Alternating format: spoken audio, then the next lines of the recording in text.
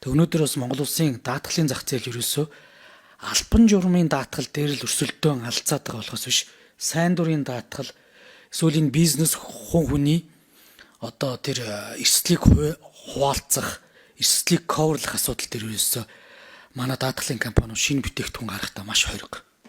Тэгээ нөхцлүүд нь маш хүнд. За бараг даатгалын тохиолдол болгоныг хаацсан. Ийм л зүйлүүд байгаа. Харин жолоочийн хариуцлагын даатгалч гэдэг юм уу, ийм юм дээр жинхэнэ лобби үсэргэж улам хууль тогтоомжоо бэхжүүлж ингэж явдаг.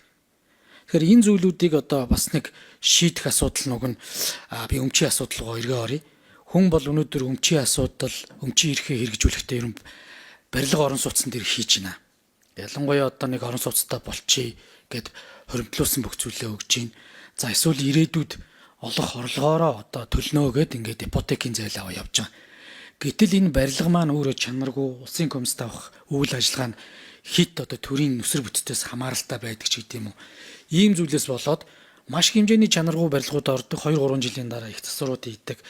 За эргээд дээш доош усаалддаг гэл одоо баахан төлбөрт ундаг ийм зүйлүүд байна.